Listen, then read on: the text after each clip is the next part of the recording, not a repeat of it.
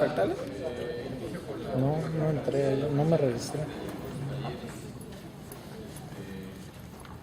En esta ocasión nos va a hablar el doctor Héctor Morales Bárcenas. Él viene de la Universidad Autónoma. Sí, gracias. Es el doctor Héctor Morales Bárcenas. Él viene de la Universidad Autónoma Metropolitana, Campus Iztapalapa. Él es licenciado en física por la UNAM, primero. Luego estudió su doctorado, lo hizo en el Instituto Rensselaer, en el estado de Nueva York. Es físico, pero hace muchas cosas de matemáticas y yo tuve la oportunidad de conocerlo en el Centro de Investigación en Matemáticas, que fue al lugar donde regresó cuando vino de Estados Unidos, antes de empezar a trabajar en la UAM, que es su estado actual. ¿Sale? Entonces, pues sin más, lo recibimos con un aplauso.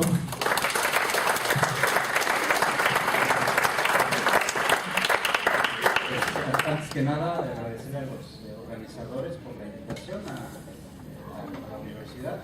Es un placer estar aquí, en particular tener contacto con estudiantes. Yo creo que es lo más preciado en realidad de la carrera, ¿no? Poder interactuar con jóvenes que no están tan prejuiciados o por lo menos no tienen cierto sesgo en su carrera, ¿no? Como por ejemplo muchos colegas.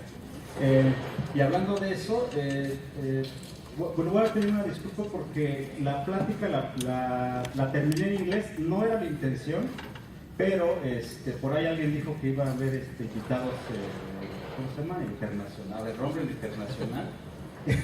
No es cierto. Lo que pasa es que al momento de que ver la mezcla de otras pláticas que he dado, me fijé que tenía menos en español que en inglés, entonces yo espero que ese no sea un problema. En realidad el diálogo lo quiero mantener con ustedes, no exactamente con lo que aparezca ahí se van a ver más bien ecuaciones y quizás diagramas, ¿no? Entonces, salvo eso, esa salvedad, bueno, pues podríamos comenzar. El trabajo es en colaboración, eso es algo que quiero remarcar, aunque el trabajo es de modelación matemática, más bien, aunque en realidad el trabajo de modelación matemática actualmente en el mundo es un área de desarrollo en las matemáticas que implica que un matemático se tenga que sentar a colaborar y platicar con colegas de otras distintas áreas. Pueden ser biólogos, pueden ser economistas, pueden ser los mismos físicos, ingenieros, etc. Esa es una tendencia mundial. En México no es tendencia, desafortunadamente. Entonces, quizás todos los aspectos que vean de matemáticas no se queden con la impresión de que la modelación matemática la hacen los ingenieros, o no se queden con la idea de que un matemático aplicado solo hace cosas de computación o programación o métodos numéricos. Eso es más falso. En el mundo así no es. La modelación matemática es una rama bien clara y bien desarrollada en el mundo y que impacta mucho en el desarrollo económico de muchas naciones, en particular las del primer mundo, porque de eso viven, no solo de hacer guerras, sino también desarrollar tecnología y desarrollar ciencia básica y aplicada para impulsar la economía. Ese es en el fondo lo que hay detrás del desarrollo científico. Si no solo es para, porque mucha gente se queda con la impresión que el matemático puro solo es capaz ahí divagando. Bueno, obviamente eso es individual y podrían analizarlo por personas, posiblemente sí, pero en realidad eso no es tan así, ya se ve socialmente, hay una labor que se cumple, ¿no? Como científico, en particular en la parte de modelación. La colaboración principal es el Instituto Nacional de Cancerología, ese es un esfuerzo nacional, existen varios institutos nacionales de salud, este es uno, es público, es mantenido por los impuestos de todo el mundo, y tuve la fortuna de conocer desde la carrera al doctor Roberto Medina. Hicimos la carrera básicamente, él se especializó en física médica, es experimental y trabaja ahora en su laboratorio en la unidad de investigación biomédica en cáncer de la UNAM, que tiene el Instituto Nacional de Cancerología. El trabajo también en parte es elaborado, lo que les voy a mostrar, por mi estudiante de doctorado, Víctor Manuel Pérez, estudiante de Colombia, por cierto, y parte del proyecto fue apoyado por el PROMED, que muchos de ustedes conocen, es la SEP en el fondo, la que apoya este tipo de proyectos, ¿no? Entonces,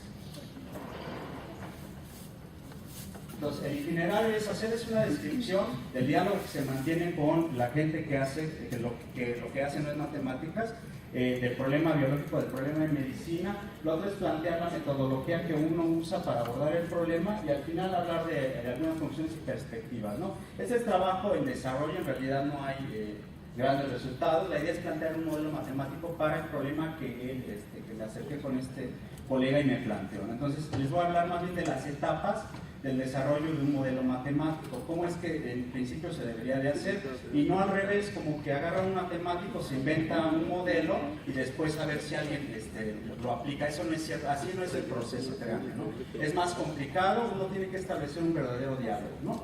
Con colegas fuera de las matemáticas. Entonces, de lo que les voy a hablar es de una parte muy particular de cáncer y en particular de tumores. Bueno, desafortunadamente eso se ha vuelto muy común en nuestras sociedades, en particular lo del cáncer. Sin embargo, les podría decir, hay muchísimos aspectos que uno puede trabajar en el caso de cáncer. Están aspectos que van desde lo social, aquí ya no se pinta, hasta organismos. Luego, por ejemplo, órganos, y uno desciende en la escala, ¿cómo se llama? Va del organismo a la célula, a lo molecular. Entonces hay un enfoque que dice, bueno, pues el sistema lo puedo separar y puedo ir estudiando parte por parte. Esta metodología en filosofía se llama reduccionismo. Es muy aplicada en cualquier tipo de estudio sobre cualquier sistema, ¿no?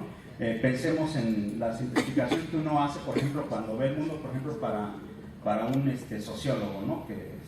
O un físico. Lo que hace primero es asignar variables y luego tratar de ver cuáles son las relaciones entre esas componentes, ¿no?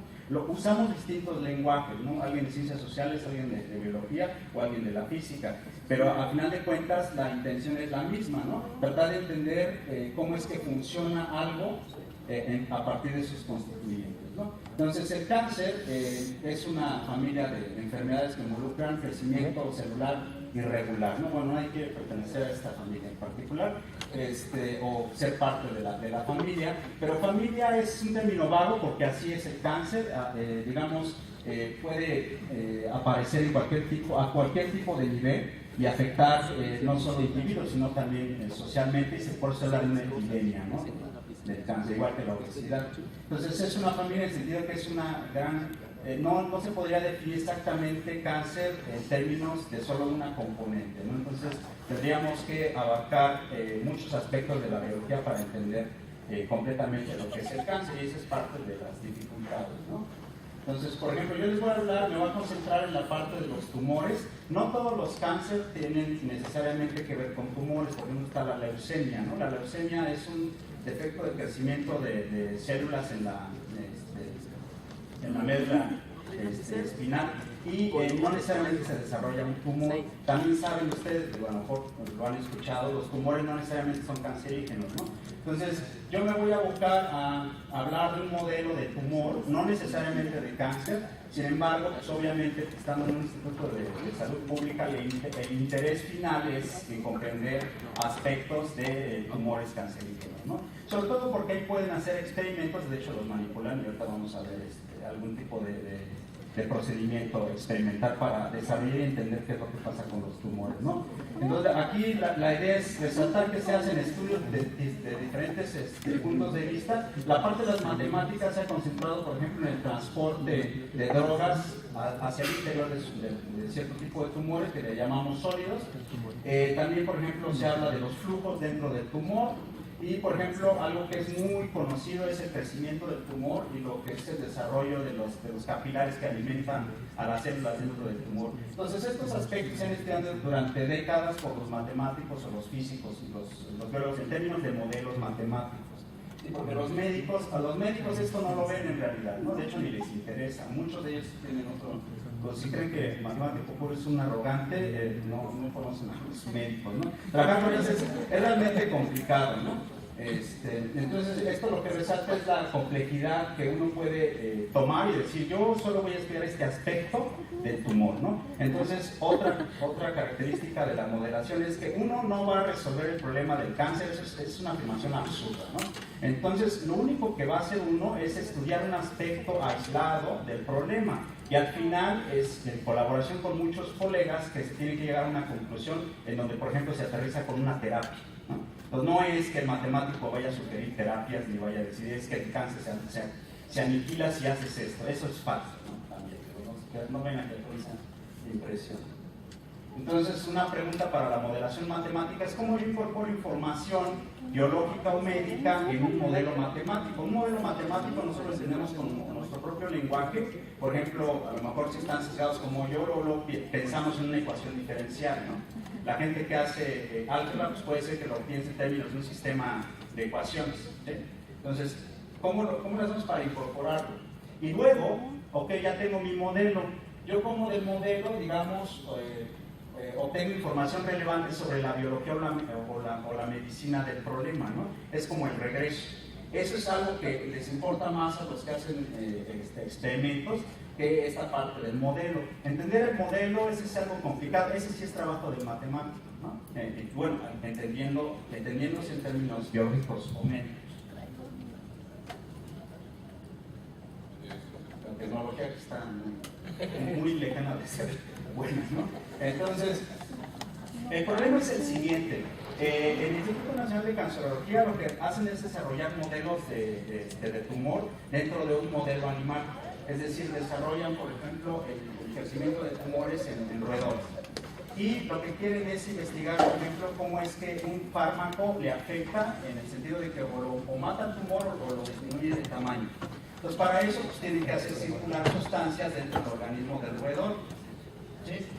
Pero resulta que al momento de tomar imágenes moleculares, ahorita les voy a mostrar algunas, de cómo es el interior del tumor, cómo se distribuye, digamos, ese tipo de fármacos o drogas, resulta que no se distribuyen como uno quisiera. Entonces no terminan haciendo lo que uno espera, es decir, en particular eliminar células en el tumor, ¿no? Y por lo tanto, o aniquilándolo o disminuyéndolo. Entonces, ese es un problema. El asunto de la eficiencia en transporte y distribución de las drogas dentro de los tumores está limitado por diferentes factores.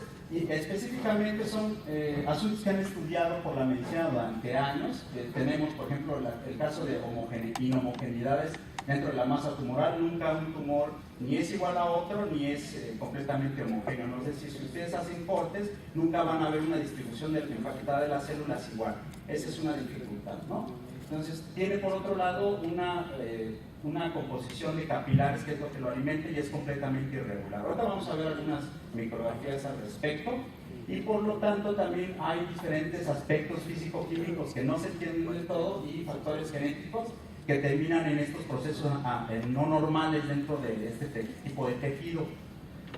Entonces, el principal objetivo de un modelo matemático es clarificar los roles específicos de estos ingredientes en el transporte y difusión de partículas dentro del tumor sólido, ¿no? De ese tipo de objeto que nosotros lo vamos a ver como un objeto con ciertas características físicas. Entonces, este es el tipo de imagen tomográfica que se pueden obtener en el laboratorio ahí en física médica en el Instituto Nacional de Cancerología. Este es el paciente, y se le indujo el crecimiento de un tumor. Estas son diferentes cortes al tumor. Se aprecia ligeramente cierto tipo de estructura interna en el tumor y, por ejemplo, secciones, ¿no? Entonces, estas son diferentes vistas, es el mismo individuo y el mismo tumor, ¿no? Entonces, ese tipo de información que podemos obtener, y no solo es imagen, esto está capturado digitalmente, como ustedes saben, como unas coordenadas, digamos, píxeles o voxeles, ¿no? Entonces, la información no es visual, ¿no? En realidad es algo digital y eso implica procesamiento no solo de imágenes, sino también de datos. Entonces, no nos quedamos con esa idea, pero aquí lo que les muestro es que se puede identificar estructura dentro de un tumor sólido. Esto es lo que llamamos el tumor sólido, ¿no? Bueno, pero yo ¿cómo le hago para transportar sustancias que aniquilen al tumor? Pues digo, si uno no es médico, los médicos sí se ríen de uno porque luego uno propone cosas, ese sí se nota que uno es matemático, cuando le dice, pues inyéctalo directamente sobre el tumor la sustancia, ¿no? Ya que se distribuya adentro como sea. Si te dicen, ¿y en la cabeza cómo le hago, no? Bueno, sí, ¿verdad? Y si está más profundo, no alcanzo con la que diga, está en el hígado, no sé, ¿no? Bueno, entonces ya es cuando empieza a decir, bueno, sí se necesita algo más que solo matemáticas, ¿verdad? Para entender este problema. Entonces resulta que los físicos han desarrollado, o los bioquímicos han desarrollado partículas que son del orden de los nanómetros, 100 nanómetros, en donde pueden incrustarles partículas radiactivas o las sustancias químicas que pueden eliminar o matar células. Esto lo hacen mediante procedimientos químicos. Al final, esto termina siendo pequeñas pelotitas, son, digamos, células vacías de origen vegetal y que se les pueden pegar sustancias alrededor para que, por ejemplo, sean afines al agua, se cubran de agua y al final de cuentas el sistema inmune no lo reconoce. Pues eso es una súper ventaja, ¿no? Claro que esto es a nivel experimental. Hay algunos de estas partículas que se llaman liposomas, ya están patentados, ¿no? Pero hay otros en desarrollo, entonces es obvio un asunto de optimizar, es decir, ¿qué forma le doy o qué diámetro le doy y qué le pego encima al liposoma para que realmente el sistema inmune no lo reconozca? ¿Sí? Entonces, con estas características que les digo, se reduce la toxicidad, que se llama, porque si uno administrara cierto tipo de drogas para matar células, pues mataría a todas las que se encuentre. Cuando uno administra algún tipo de droga al organismo, ustedes lo saben, se distribuye en todo el cuerpo. ¿Sí? Entonces, se busca que las capas exteriores de los liposomas tengan cierta afinidad química por alguna partícula que tienen las células de cáncer. Entonces la idea no es que no anden por todos lados, sino que se acumulen en los sitios donde está el tumor. Ese es el objetivo. Pero eso se hace con un cierto error, es decir, hay un porcentaje que no se queda donde está el tumor. Además de que está siendo completamente eliminado conforme pase el tiempo por el mismo organismo, vía riñón o vía hígado, por ejemplo, ¿no? Entonces, bueno, les digo, son vectores específicos que transportan fármacos, ¿no? Y por otro lado, resulta que si uno le coloca partículas radiactivas, uno las puede detectar fuera del cuerpo, eso es medio mini invasivo, se dice, y a partir de las concentraciones de esas emisiones es que uno puede determinar la concentración que hay de este tipo de liposomas dentro de un organismo y dentro de un tumor. Entonces eso es así como de ciencia ficción, pero para un modelo es bastante interesante, ¿no? Y digamos muy informativo. Bueno, para el que no le guste ver este tipo de imágenes se puede ver, ¿no? Pero este se extirpó, este es un experimento que hicieron hace como 5 o 6 años en mi colega. Ellos extirparon el tumor del ratón y lo seccionaron, ¿sí? Como pueden ver aquí están las diferentes secciones y después lo expuso, pero como tenía partículas radiactivas lo expusieron a partículas sensibles y resulta que el corte es este y esta es la imagen que proyectó, digamos, las emisiones de partículas radiactivas sobre la película. Y sobre la película es que se pueden hacer estudios, por ejemplo, de gradientes de densidad, es decir, de acumulación del material. Y a partir de aquí es que se puede determinar, por ejemplo, la cantidad de material radiactivo por zonas. Y si se fijan, está bastante bien distribuido, ¿verdad? Pues no es cierto. Está es completamente heterogénea la distribución. Esa es una dificultad porque ¿por qué se acumulan más en unas zonas que en otras, no? Esa es una primera pregunta. Bueno, uno pensaría, bueno, es que aquí hay más capilares, le llega más fluido a partir del organismo y entonces ahí se detiene, ¿no? Bueno, okay, esa es una posibilidad y la otra es que hay zonas en las que de plano no se ve, ¿no?, el material radiactivo. Entre más oscuro se supone que es más intensa la cantidad en dosis que miden aquí, ¿no? Entonces, este es el tipo de fenómeno que uno quisiera plantear mediante algún tipo de modelo matemático. Este es el tipo de imágenes que se obtienen en el laboratorio. La resolución es aproximadamente 1 milímetro, es decir, yo puedo contar la cantidad de emisiones. En este caso son riñones, este es otro tipo de sustancia, no es un tumor, pero la analogía se vale. Si se acuerdan, el primer tumor que les mostré es más grande que incluso la imagen que tenemos aquí del riñón, ¿no? Entonces, esta es una técnica de imagen molecular, se aplican rayos X para obtener lo que es el esqueleto, y las emisiones tomográficas son de partículas radiactivas, entonces se empalman y se puede saber entonces a qué tipo de órgano corresponde. Esto obviamente también se hace en el laboratorio, no es cosa sencilla. Bueno, hay software con el equipo que les vendieron a los del INCAN, costó bastante dinero de hecho el equipo, y hasta donde yo entiendo en América Latina es único, ¿no? Ni siquiera Brasil posee un equipo como este para hacer pruebas al menos en animales, ¿no? O en roedores.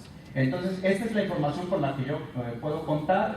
Otra vez, lo interesante es que ven una distribución bastante irregular de las partículas marcadas dentro de un órgano, ¿no? Pues ese es el reto. Entonces, la pregunta es, bueno, yo de esas imágenes, a partir de estas imágenes de emisión y de la tomografía computada, ¿qué es lo que yo puedo obtener? Al final de cuentas, dices, bueno, antes de plantear un modelo, ¿hasta dónde yo puedo realmente construir un modelo que sea útil y que me dé algo que yo pueda observar en realidad, ¿no? Entonces, a mí me interesaría, por ejemplo, los parámetros de flujos de sangre dentro del tumor o de los líquidos dentro del tumor, y algunos parámetros de difusión, porque eso me diría qué tan difícil o qué tan fácil es que una partícula, un liposoma, estando dentro del tumor, pues se mueva, ¿no? Entonces, eso que me diría, por ejemplo, si está bien basculado el tumor, pues que a lo mejor el flujo es muy fácil de transitar de la entrada a la salida, y entonces la aplicación, en este caso del remedio, la terapia, pues depende de que se sepa cómo es por dentro del tumor. Es decir, todo esto tiene la finalidad, acuérdense, para el médico, para el físico médico, de aclarar cuál sería la terapia, ¿no? Por ejemplo, las dosis o la radiación, cuando uno va al hospital, en caso de que tenga un tumor cancerígeno, el médico tiene tablas y le dice, no, pues hay que aplicarle tanta cantidad de energía, ¿no?, para aniquilarlo. Pero resulta que a veces se pasan o a veces es de menos y le tienen que volver a dar más dosis. Eso está directamente relacionado con la no comprensión que se tiene, por ejemplo, de los tumores, ¿no?, y de la física dentro del tumor. Entonces, nos interesaría, por ejemplo, saber cómo son las concentraciones de los liposomas y las drogas en las diferentes regiones del tumor, identificar regiones, escalas de tiempo y de longitud importantes, permeabilidades hidráulicas, tortuosidad de los capilares, ¿no? Y en general, por ejemplo, qué también puede pasar el líquido a través del tumor, ¿no? Entonces, todo este tipo de información a mí me gustaría incorporarlo o incorporarlo en un modelo matemático. Este es es una caricatura de un tumor. Estos serían los capilares, porque se ven aquí como pequeños ríos. Hay zonas en las que no les llega de plano capilares, y por lo tanto las células de aquí, algunas se pueden morir, otras se pueden quedar latentes ahí esperando a que les llegue algún tipo de nutriente para poder volverse a reproducir, ¿no? Entonces ese sería el prototipo de un tumor, de un modelo de tumor, en donde yo digo, bueno, ¿qué tal que yo lo que quiero saber es cómo la evolución en el tiempo de la concentración de un fármaco que entra por alguna región y sale, ¿no?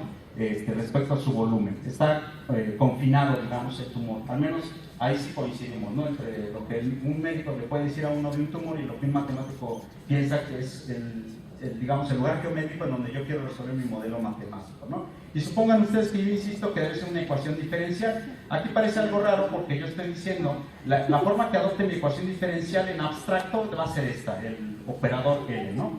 Pero lo que yo sí quiero es la evolución en el tiempo de la concentración, depende del tiempo y obviamente depende de la posición, ¿no?, donde esté localizado, ¿sí?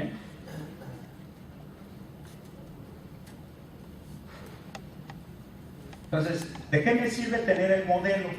¿No? Supongan ustedes que ya les di el modelo matemático de cómo se distribuyen las sustancias una vez que entran en el tumor, tomando en cuenta todas sus características. Ok, resuélvelo. Obviamente eso no se va a poder resolver a mano, muy seguramente, se podrá aproximar quizás, ¿no? Pero computacionalmente yo puedo resolver una ecuación diferencial, no importa si es muy complicada o no.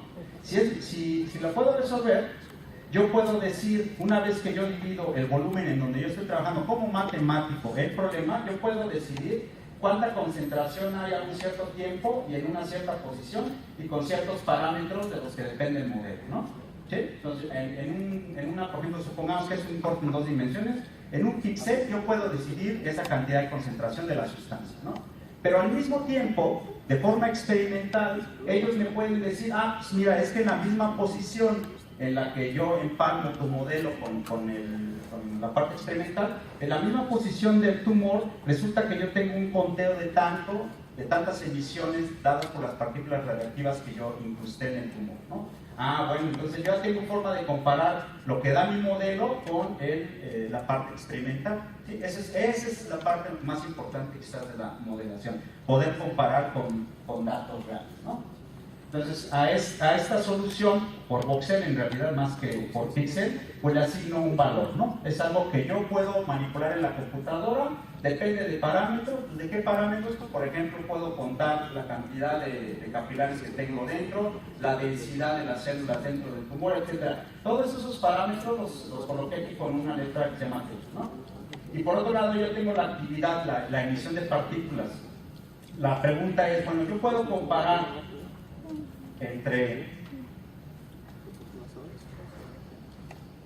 entre los datos experimentales y lo que me da mi modelo, sí. Puedo definir en abstracto una distancia o una norma, una diferencia entre las dos, ¿sí? ¿De qué va a depender que esto se anule o no? Pues de los valores de los parámetros, porque eso no los conozco a priori. O sea, nadie me va a decir cuál es la densidad una vez que me muevo dentro del tumor, ¿no? ¿Cómo están empaquetadas las células o cuántos capilares puedo tener? No. Entonces, eso ya lo coloqué aquí en abstracto como un modelo a optimizar. Yo necesito saber cuáles son los valores de los parámetros que hacen que la distancia entre lo que mido y lo que arroja mi modelo es mínimo, ¿sí? Eso es un problema de optimización. Ustedes seguramente lo saben mejor que yo. Entonces, esto es lo importante, ¿no? Yo cómo averiguo cuáles son los parámetros que hacen que mi funcional que puse anteriormente, que esta función sea mínima, ¿no? Entonces se reduce un problema de optimización. Lo puedo plantear buscando solo un valor, o lo puedo plantear buscando una distribución de valores en los parámetros de forma abstracta, ¿sí? Entonces sería como yo resolvería en teoría mi modelo. Pero aquí vienen las dificultades, ¿verdad? Resulta que de un tumor sólido se conoce que, por ejemplo, si puede tener rasgos generales.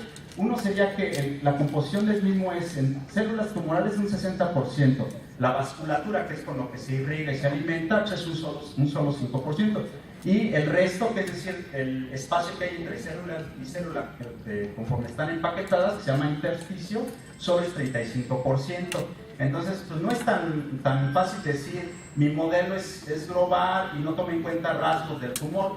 Tendría que tomar rasgos del tumor, ¿no? Entonces, para cada compartimento, que así es como lo ve uno, en el caso de modelación, pues podría ser, me invento mi ecuación diferencial para cada compartimento. No se comportan igual las partículas estando en el intersticio que en las células, que en la vasculatura. En la vasculatura pueden viajar, entre comillas, libremente, pero ya estando en el intersticio o dentro de las células no, ¿sí? Entonces, tendría que plantear por lo menos un modelo de 3 compartimentos.